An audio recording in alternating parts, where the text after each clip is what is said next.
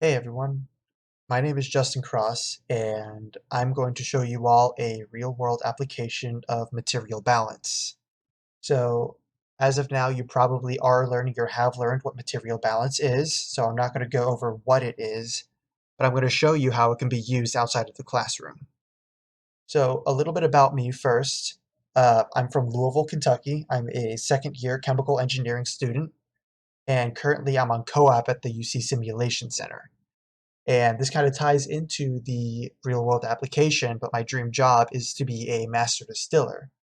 And I say that because the real world application that I used for material balance was brewing my own bourbon. So I'm going to go through how I did this, what process I took, what research I did, and I'm going to show you all how important material balance was in doing all of this. So first of all, what is distilling?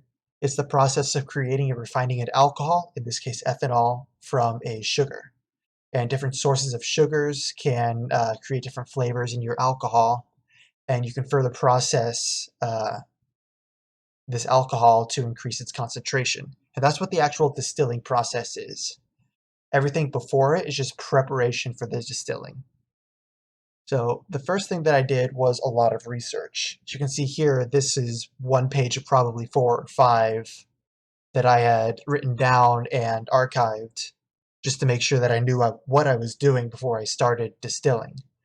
And this was my actual material balance sheet. As you can see on the left-hand side, you have everything that's going in.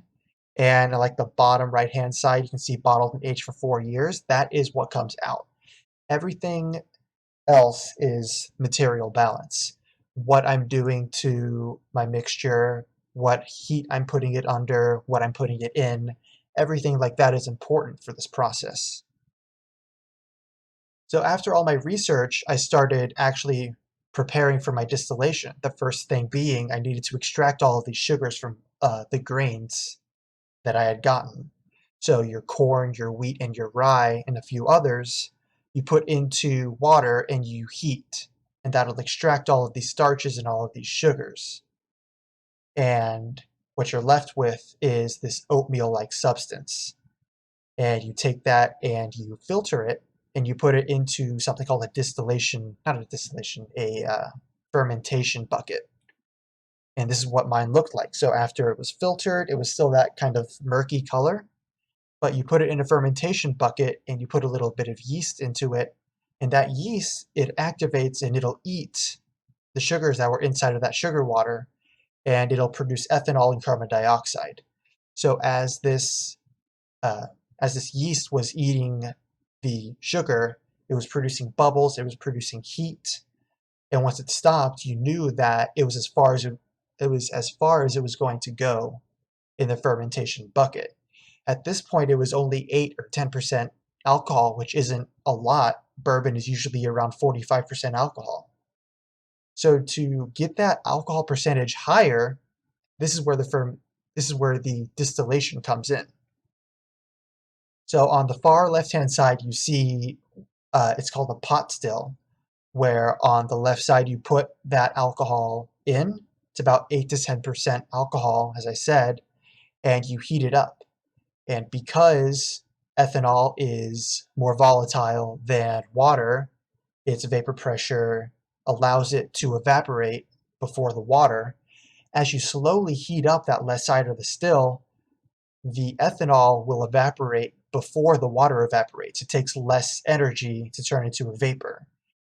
So as that happens, it goes up the still and over to the right-hand side where it condenses back into a liquid as it goes through that tubing inside the ice. And that cools it down to a liquid, and then it comes out of the still. But what you should be left with is an alcohol that was much higher concentrated than what you started with.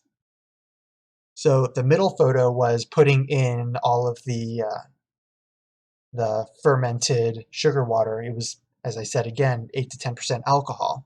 And then you seal it and you heat it up. And as I stated, the ethanol comes off before the water. And on the right-hand side, you see that I collected about 16 mason jars worth, which is about 1.5 gallons, which is about what you expect because as your concentration of ethanol goes up, you're leaving all of that water in the still. So you're extracting what you want and then leaving all of the nasty stuff at the very end.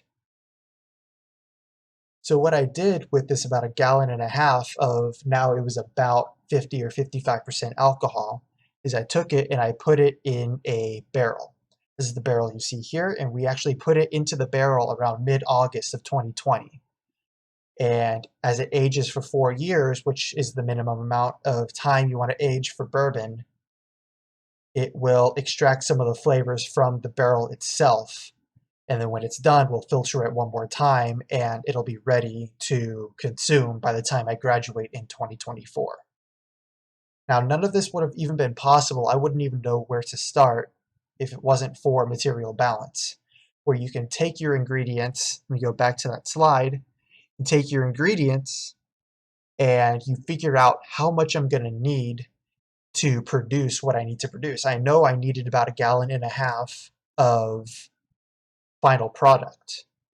And to get to that point, I needed to figure out how much of each step I would need, how much I'm going to produce. Because at points, you lose some volume, you gain some volume.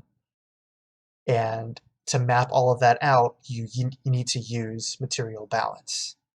So what you're learning as you learn this material balance is a lot more than just writing it down on a piece of homework.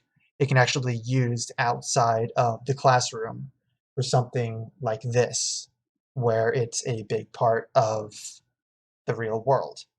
If you have any questions about this or want to learn more, absolutely email me. I've got my email up here. Thank you all for your time and good luck with the rest of the semester.